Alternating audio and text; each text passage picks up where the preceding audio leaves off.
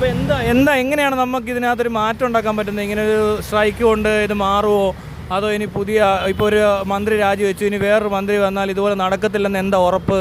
അതിനെങ്ങനെ നമുക്ക് കറക്റ്റ് ചെയ്യാൻ പറ്റും? സ്ട്രൈക്ക് കൊണ്ട് മാറ്റം ഉണ്ടാവും എന്നുള്ളത് തെളിയിച്ചുകൊണ്ടിരിക്കുകയാണല്ലോ ഇപ്പോൾ നമ്മുടെ സ്റ്റുഡൻസ്. കാരണം മന്ത്രി രാജിവെക്കാനിടയായത് അതുകൊണ്ടായിരിക്കാം. സോ ഡെഫിനറ്റ്ലി എന്തായാലും ഇനി വരുന്ന ഒരു ഭരണം മാറിക്കഴിഞ്ഞാൽ, റൂൾസ് മാറിക്കഴിഞ്ഞാൽ ഡെഫിനറ്റായിട്ടും അതിന് സാധിക്കുമെന്ന് വിചാരിക്കുന്നു.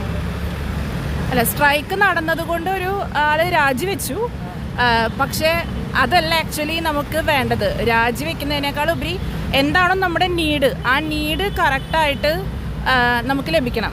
ആസ് എ സ്റ്റുഡൻറ്റ് എന്ന രീതിയിൽ എല്ലാവർക്കും അത് ലഭിക്കണം. അത്രയാണ് വേണ്ടത്. പിന്നെ എന്താ പറയുക, നമ്മുടെ ഇന്ത്യയിലെല്ലാം ഭയങ്കര ഡിലേഡ് പ്രോസസ്സുകളാണ് നടക്കണേ. ആ ഡിലേഡ് പ്രോസസ്സ് എല്ലാം മാറിയിട്ട് കുറച്ചും കൂടി ഫാസ്റ്റായിട്ട് എല്ലാ കാര്യത്തിലും ഡിസിഷൻസ് വരണം. അങ്ങനെ വന്നാൽ തന്നെ ഒരുപാട് കാര്യങ്ങൾക്ക് പ്രോബ്ലം സോൾവിങ്, എല്ലാ തരത്തിലുള്ള കാര്യങ്ങൾക്കും സൊല്യൂഷൻ. ഇവിടെ ഗവൺമെൻറ് മൊത്തത്തിൽ ഭയങ്കര സ്ലോ ആണ്. എല്ലാ പ്രോസസ്സും ഇവരുടെ സ്ലോ ആണ്. അതായത് നമുക്കിപ്പോൾ വേണ്ടത് ഇപ്പോൾ ഗവൺമെൻറ് സർവീസുകളാണേലും പോലീസാണേലും കോടതിയാണൊക്കെ സ്ലോയാണ്. ഗവൺമെൻറ് ആശുപത്രി പോയാലോ എന്തൊരവസ്ഥയാണ്. അവിടെ ഒന്നും ഒരു കമ്പ്യൂട്ടർ പോലും ഇല്ല പല ഡിപ്പാർട്ട്മെൻറ്റിലും. അപ്പോൾ അത്ര ശോചനീയ അവസ്ഥയാണ്. അപ്പോൾ ഇതൊക്കെ മാറ്റാമെന്ന് നമുക്കൊരു സിസ്റ്റം കറക്റ്റ് ചെയ്യാതെ എനിക്ക് തോന്നുന്നില്ല. ഇനി അടുത്ത സ്ട്രൈക്കാണ് വരാൻ പോകുന്നത്. ഇപ്പോൾ ആദ്യം ഇത് കർഷകരാണ്, പിന്നെ അത് കഴിഞ്ഞ് ഇവിടെ PSCക്ക് പരീക്ഷ എഴുതിയിട്ട് നിയമനം ഉണ്ടായില്ല എന്ന് പറഞ്ഞുകൊണ്ട് അങ്ങനെ ഇപ്പോൾ ഇത് പരീക്ഷയുടെ ക്വസ്റ്റ്യൻ പേപ്പർ ചോർന്നു അങ്ങനെ നാളെ ഇനി ആൻസർ പേപ്പർ കറക്റ്റ് ചെയ്യുന്ന പറഞ്ഞൊരു സമരം വരാൻ പോവുക.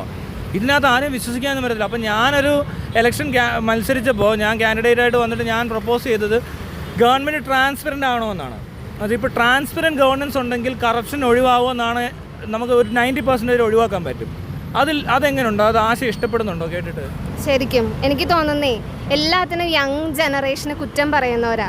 പക്ഷെ യങ് ജനറേഷന് ഒരു അവസരം കൊടുക്കാനായിട്ടാണ് എനിക്ക് ഏറ്റവും എൻ്റെ അഭിപ്രായത്തിൽ ട്രാൻസ്പെറൻസി വേണം. പക്ഷെ എല്ലാ കാര്യത്തിലും ട്രാൻസ്പെറൻസി വേണം ഞാൻ ഒരിക്കലും പറയില്ല. പക്ഷേ നമുക്ക് കിട്ടേണ്ട റൈറ്റുകളുണ്ട്.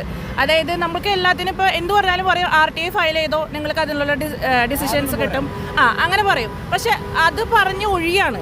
ലൈക്ക് അതിലേക്ക് ആരും പോകാൻ പോകണില്ല. കാരണം ആരും അതും ഇത്രയും ബിസി ആയിട്ടുള്ളൊരു വേൾഡിൽ ആരും പോയിട്ട് RTI ഫയൽ ചെയ്ത് അതിന് ഒരു സൊല്യൂഷൻ കിട്ടാനായിട്ട് നമ്മൾ ഒരിക്കലും വെയിറ്റ് ചെയ്യില്ല. അതുകൊണ്ടാണ് ഞാൻ പറഞ്ഞത് transparent. Yes, that kind of transparency. അതായത് നമ്മൾ പറയുന്നത് ട്രാൻസ്പെറൻറ്റ് എന്ന് പറയുമ്പോൾ പബ്ലിക്കിന് ഓഡിറ്റ് ചെയ്യാൻ പറ്റുന്ന ഒരു സിസ്റ്റമാണ്. പോരാത്തതിന് നമുക്ക് ടൈം ടു ടൈം അപ്ഡേറ്റ്സാണ് വേണ്ടത്. ഇപ്പം നമ്മൾ ചോദിക്കുവാണ് എത്ര KSRTC ബസ് ഉണ്ടെന്ന് ചോദിച്ചാൽ ആർക്കെങ്കിലും അറിയാം? അല്ല, അതൊന്നും അറിയില്ല. അതൊക്കെ ശരിക്കും നമുക്ക് ആവശ്യമായിട്ടുള്ള കാര്യങ്ങളാണ്. നമ്മുടെ പൈസയാണ്, നമ്മുടെ ഗവൺമെൻറ് മേടിച്ചേക്കുന്ന ബസ്സിൻ്റെ എണ്ണം നമുക്കറിയത്തില്ല. പക്ഷേ അവരൊരു ദിവസം വന്നിട്ട് പറയാം ഇത് നഷ്ടത്തിലാന്ന്. അതെങ്ങനെയാണ്? കറപ്ഷൻ ആയതുകൊണ്ടാണോ അതോ അവരുടെ അനാസ്ഥ കൊണ്ടാണോ നഷ്ടത്തിലായത്? അങ്ങനെ നമുക്ക് അപ്പോൾ അപ് ടു ഡേറ്റ് കിട്ടാനുള്ള ടെക്നോളജി ഇപ്പോൾ ഉണ്ട്. AI ഉണ്ട്, 5G ഉണ്ട്. എന്നിട്ട് ഗവൺമെൻറ് മാത്രം സ്ലോ. സ്വിഗ്ഗി, സൊമാറ്റോ, യൂബറൊക്കെ നമ്മൾ പറയുമ്പോൾ കണ്ടുകൊണ്ടിരിക്കുക. ഇപ്പോൾ ട്രെയിനും കാണുന്നുണ്ടല്ലോ എന്ന് പറഞ്ഞ പോലെ എന്തുകൊണ്ട് ഗവൺമെൻറ് ഓരോ സിസ്റ്റവും നമ്മൾ അപ്പം കണ്ടുകൊണ്ടിരിക്കണം? അല്ല, അതിൽ ഏറ്റവും വലിയ ഉദാഹരണമാണ് നമ്മുടെ വയനാട്. അത്രയും വലിയ ദുരന്തം നടന്നിട്ട് അതിൻ്റെ ഫണ്ട് എങ്ങനെ യൂസ് ചെയ്തോന്നോ, എങ്ങനെയാണ് അത് സോർട്ട് ചെയ്തതെന്ന് ആർക്കും അറിയില്ല ഇപ്പോഴും. എത്ര ഫണ്ട് കിട്ടി, അതിനൊരു ഗവൺമെൻറ് എത്ര ഫണ്ട് യൂസ് ചെയ്തു അതറിയില്ല. അങ്ങനെയുള്ള സംഭവങ്ങൾ ട്രാൻസ്പെറൻസിയിൽ വന്നു കഴിഞ്ഞാൽ ആക്ച്വലി നല്ലത്. ഞാൻ വേറൊരു കാര്യം കൂടെ ചെയ്തിട്ടുണ്ട്. അതായത് ഒരു കാര്യം കൂടെ പറഞ്ഞിട്ട് പോകാം. ചാരിറ്റി വിത്ത് ക്ലാരിറ്റി എന്ന് പറഞ്ഞൊരു ആപ്പുണ്ട്, വെബ്സൈറ്റിൽ കിടപ്പുണ്ട്. ചാരിറ്റി വിത്ത് ക്ലാരിറ്റി ആദ്യമായിട്ടാണ് അങ്ങനെ ഒരു ഇൻസ്റ്റിറ്റ്യൂഷൻ ചാരിറ്റി ചെയ്യുന്നത്. ചാരിറ്റി തട്ടിപ്പ് നിർത്താൻ വേണ്ടി ഡെവലപ്പ് ചെയ്തതാണ്. അതിൻ്റെ ഉദ്ദേശം എന്ന് പറഞ്ഞത് ഇതുപോലെ ട്രാൻസ്പെറൻ്റ് ആയിട്ടുള്ള fund raising and fund management ആണ്. ഇന്ത്യയിൽ ആദ്യമായിട്ടാണ് അങ്ങനെ ഒരു വെബ്സൈറ്റ്. ഇതിനകത്ത് നിങ്ങൾ കയറി രജിസ്റ്റർ ചെയ്തിടണം. രജിസ്റ്റർ ചെയ്യാന്ന് പറഞ്ഞാൽ അതിനകത്ത് ഡീറ്റെയിൽ എല്ലാം കറക്റ്റായിട്ട് എൻ്റർ ചെയ്യുക. അതിനകത്ത് ബ്ലഡ് ഡൊണേഷൻ ഉണ്ട്, നമുക്ക് എന്തെങ്കിലും ഡൊണേറ്റ് ചെയ്യണമെങ്കിൽ ഡൊണേറ്റ് ചെയ്യാം. ഇനി നിങ്ങൾക്ക് എന്തെങ്കിലും ആവശ്യം വന്നാലും പറയാൻ മടിക്കണ്ട. നമ്മളെക്കൊണ്ട് പറ്റുന്ന രീതിയിൽ അങ്ങോട്ടും ഇങ്ങോട്ടും ആൾക്കാർ ഹെൽപ്പ് ചെയ്യാനുള്ളൊരു സിസ്റ്റമാണ് ഡെവലപ്പ് ചെയ്തേക്കുന്നത്. അല്ലാതെ അത് നമ്മളൊരാൾ ഡൊണേഷൻ മാത്രമായിട്ട് അങ്ങനെ വിചാരിക്കരുത്. അങ്ങോട്ട് ഇപ്പോൾ നിങ്ങൾക്കൊരു അത്യാവശ്യത്തിന് ബ്ലഡ് വേണമെന്ന് തോന്നിയാലും അവിടെ റിക്വസ്റ്റ് ചെയ്താൽ ചിലപ്പോൾ നടക്കും. ഞാൻ അത്രയും ആൾക്കാരെ എനിക്ക് രജിസ്റ്റർ ചെയ്യണം. നിങ്ങളിവിടെ ഹെൽപ്പ് ചെയ്യണം. നമ്മളെ ഇങ്ങനത്തെ ഒരു എന്താ പറയണ്ടേ, ഇതിന് രജിസ്ട്രേഷൻ കൂട്ടി തന്നാൽ ഒരുപാട് പേരുടെ ഡാറ്റാബേസ് വന്നെന്ന് വിചാരിക്കുക. എവിടെ നിന്ന് ബ്ലഡ് ചോദിച്ചാലും കിട്ടും. മനസ്സിലായോ?